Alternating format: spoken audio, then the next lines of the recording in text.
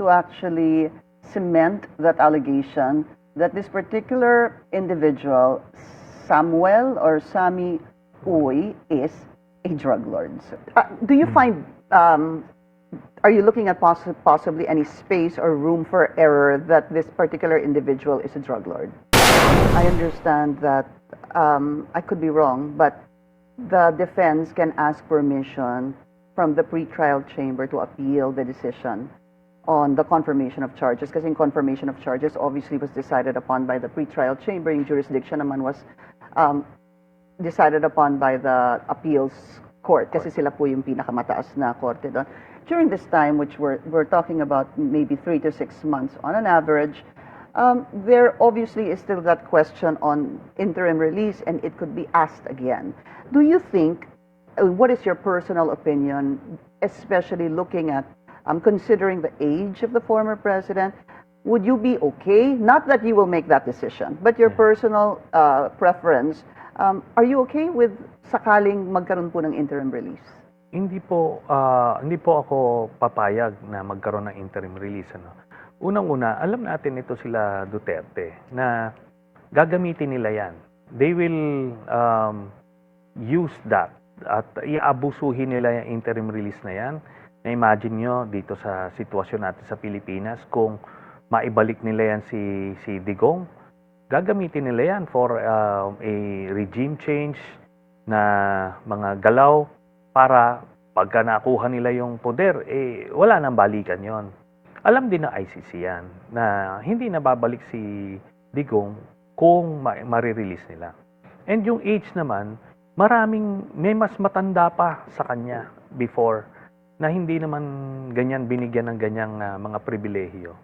At ang nabigyan lang ng interim release based on record or mga precedents sa ICC, ito yung mga mga obstruction of justice or minor cases lang. So yun Not po, crimes against humanity. Not crimes against humanity. Not even one na nagkaroon ng ganong pagpalaya. Sir, yesterday after the hearing, you were second to the last, I think, na tinanungan ng mga clarificatory questions. Ano po. Of course, binasa niyo po yung inyong affidavit. After that, I saw a couple of interviews from you. Sabi mo nga, you felt relieved, you felt vindicated dahil pinaglalaban mo pa itong supposed unexplained wealth o yung bank account. Way back 2016, naalala ko pa po yun sa BPI, sa Ortigas. How are you feeling now, a day after the hearing, sir? As I mentioned po, yung personal vindication is just secondary. Because I knew from the start na totoo yung hawak namin. We validated it, we vetted it, at mismo si Digong inadmit yan. So alam namin na totoo yun. Na-relieve lang ako na formally and officially kinumpirma ng AMLAC na totoo yung mga hawak ko at na mga inilabas ko noon pa. So, pero ang pinakang ko doon, looking back, is sayang na tipong kung naniwala lang yung mga kababayan natin noon, 2016, sana malaking perwisyo yung naiwasan natin nung mga dark years of the Duterte regime. So, yun po. And siguro, it would have been a good thing for him na imbis na nakakulong siya ngayon, kung hindi siya nanalo noong 2016 dahil na ilabas ito, baka malaya siya ngayon sa Davao. Parang ganon. But, it is what it is. Ganyan po ang tadhana. Dito tayo dinala. I just hope na ngayon na nakumpirma na totoo itong mga inilabas ko, magdudulot ito ng conviction ni Sara Duterte sa impeachment. I want to be factual about that, though. Tama, you can call it confirmed. Yes. But the AMLAC kept saying using the word similar. It seemed that the AMLAC executive director was quite careful. Kasi ang nangyari, just going back, is that nagpakita po kayo ng mga manager's check, hindi po ba, amounting to, let's put it at 188 million. 181 million. Sorry, 181 million. That supposedly went to the former president, the vice president, Sara Duterte, Mayor Baste, Congressman Pulong, and even Hanilet and Kitty Duterte. So 181 po yun. Marami pong cheque kayong pinakita na manager's check. And then, nung parang kinompare sa AMLAC kung may ganung pera, he kept saying similar. What did you think about that when the AMLAC was saying that? No, ang kinumpirma, it was prompted actually by the questions of Congressman Congresswoman. De Lima. Yeah. At ito, since ang pwede lang niyang itanong is yung kay Sara Duterte lang, so yung 3 transactions lang yung tinanong. The date and the amount. Kinonfirm ng AMLAC yung date and amount. Hindi na pwedeng i-confirm yung kung sino yung nag-issue ng cheque at kung anong bangko, ano yung bank account. But sinabi dun sa report ng AMLAC na galing nga yun kay Sammy Uy.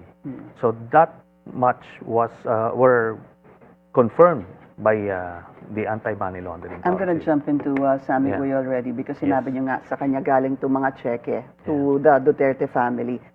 Nagsalita po, and tinawag niyo po siyang drug lord, okay? Yes.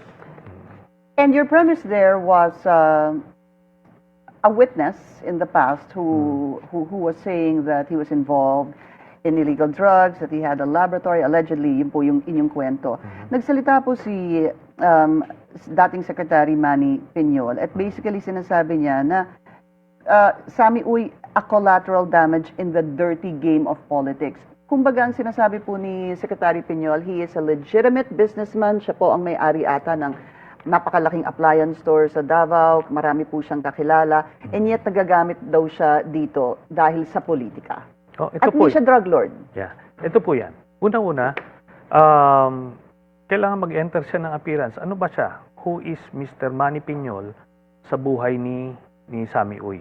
Di ba? Okay. Tapos ngayon ito, ang testigo nagsabi nito is si Arturo Las Cañas na original member ng Davao Death Squad. Nando dun siya sa inner circle. Siya nagbabantay ng mga shabu laboratory nila Sammy Uy, Michael Yang at Charlie Tan. At itong testimonya na ito yung pinakang pundasyon, pinakang angkla nitong ICC case na ngayon lang ay kinumpirma ng ICC. Mabigat po ang standard ng mga yan. Hindi ka pwedeng gumawa-gawa lang ng kwento at yun na pangahawakan nila. So yun po yan. Yung ICC pinaniwalaan si Las Cañas. Therefore, who are we to question yung mga standard ng ICC? Ito ngayon, sino paniniwalaan natin? Si Las Cañas o si Mr. Piñol? Ngayon, assuming, granting na totoo ngang legitimate businessman siya. Okay, ito na ngayon ang problema niya. Bakit siya ano ang negosyo niya na nagbibigay siya ng dividendo sa bawat miyembro ng Duterte na between 40 to 50 million pesos every 6 months. So he would have to back it up with the necessary tax returns, kung ano man yung negosyo na yan. Kailangan merong SEC documents yan, kung ano man negosyo na yan, na nagbibigay ng ganyang kalaking dividendo. Nung time na yon, this was 2011 to 2013. Okay, yan yon. Ngayon, pangalawa, nung tumatanggap si Sara Duterte ng mga cheque galing kay Sammy Uy, she was the mayor of Davao City. So, bribery and corruption yan, which is an impeachable offense kasi hindi pa siya vice president doon, but still, corruption is corruption. Walang expiry date yan. Betrayal of public trust din yan dahil, yun na nga, nakikipag-deal ka sa isang drug lord o tumatanggap ka sa suhol, whatever the case may be. So, kahit saan sila pumunta, mabibitag sila dito. Do you need corroborative evidence to actually cement that allegation that this particular individual, Samuel or Sammy Uy, is a drug lord, sir? Yes, may corroborative evidence na yan kasi nga dun sa report nila Kernel Acierto, na report na yan yung grupo nila, di ba? Tapos itong si Charlie Tan naman doon sa magnetic lifters na implicate na siya by so many witnesses. So, yung buong triumvirate nila as Las Cañas mentioned, through various corroborative evidence later on, lumabas. Ngayon, ito yan. The thing about ill-gotten wealth cases is, once na-establish mo na yung existence na ill-gotten wealth, then the burden of proof shifts to the accused. Kailangan mong i-prove ngayon That it's not na, ill-gotten. na hindi ill-gotten yan. So, ngayon, kung sasabihin niya, okay, based on the evidence, tumanggap ka ng cheque kay Sammy Uy at this much, nung pangapanahon na to, para saan yon? Saan mo nilagay yun? Ba't di mo dineclare sa SALN? So, maraming mga offenses to. Yung non-declaration sa SALN, betrayal of public trust yun, and other high crimes. Yung pagtanggap niya sa drug lord, betrayal of public trust yun. Yung ill-gotten wealth, corruption, and bribery, impeachable offense. Do you find, are you looking at possibly any space or room for error that this particular individual is a drug lord? Wala na po, no? Kasi insider information to.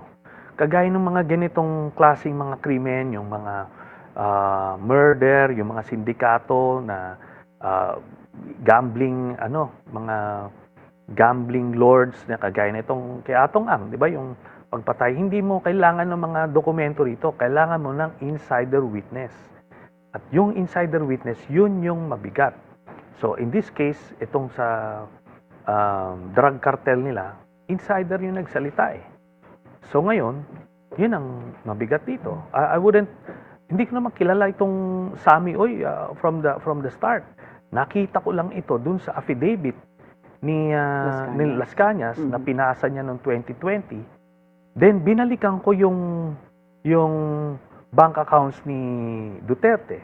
Kasi that's the first time I encountered itong Sammy Uy. So, nung binabasa ko yung affidavit ni Las Cañas, doon ko nakita, teka muna, sino tong Sammy Uy na to? Pamilyar ito. Nakita ko ngayon doon sa bank accounts niya. Di nagtugma. Kasi ngayon, that's the only explanation eh. Okay. Okay. Let's talk about just briefly yung sa AMLAC, sir, because we're running out of time. Over 6.7 billion movement of cash inflows and outflows. Yung po yung sinasabi ng AMLAC. Did you know about this too?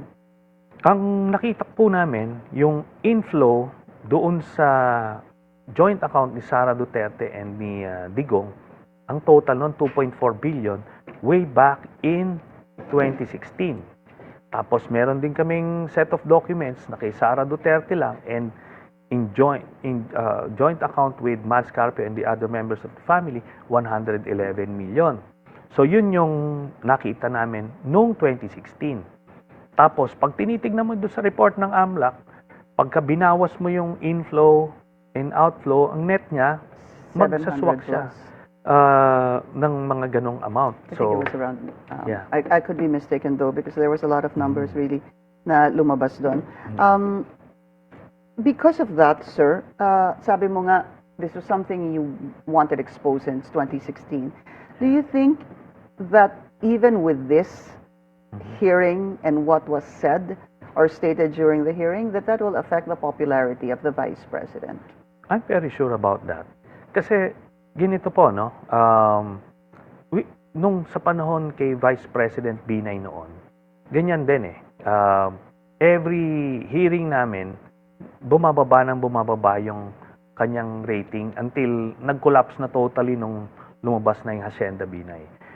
At some point, may mga moderate supporters si Sara Duterte. Yun ang mawawala dyan. Kahit maiwan sa kanya yung mga diehard supporters niya, would be around 25 to at most 30%. Kahit yun lang ang maiwan, wala na yun. It won't be enough to make her a viable presidential candidate. And who do you think can beat her? Because I think you've already said that you're pushing for Senator Risa Ontiveros for president. Yes, I am pushing for Senator Risa based on her qualifications at yung strength of character niya. Ngayon, magdedepende yan sa circumstances by next year. Kung ano itsura, di ba? Will Sara Duterte survive the impeachment? If she survives the impeachment, ano nang itsura nung numero niya by then? Or will that cause an opening of the field? Papalit ba si Baste? So, meron bang admin candidate na lalabas? So, marami pang variables. There's a lot of movements Yes. still. Yeah. It's still, well, the elections are still 2 years from now, but lots can happen. Just a thought on that, sir. How confident are you that she will be impeached in the House? And a follow-up, how confident are you that it will be confirmed by the Senate, sir? Oh, okay, ang attitude ko po dyan is we will take it one day at a time. One step or one milestone at a time. So ito, nalabas na ito. Next step nito is yung decision ng committee. The next, yung transmission. Pagdating sa Senado, presentation ng evidence. Ako naman, having been there before, no, as a senator judge, malawak ang konsiderasyon ng mga senator judges eh. The legal question, evidence-based. So meron ba ebidensya? Next is the political question. Ano ba ang pulso ng taong bayan? Okay? Pangatlo is the policy question. Ikabubuti ba ng bansa na matanggal sa pwesto si Sara Duterte o hindi? Yan yung mga konsiderasyon. And I'm confident na the senator judges will see the light and convict her in the end. What about political survival, sir? How much would that play in if it makes it to the Senate? Alam niyo po yung mga instincts ng mga senador na nandiyan dyan, yung political instincts sila, very sharp yan. Alam nila when it's time to jump ship, when it's time to kumbaga, hold the line or eventually just fence it, no? Alam nila yan. And palagay ko, pag naramdaman, pag nasinghot nila that the ship of Sara Duterte is about to sink, eh, mabilis magtalunan yan.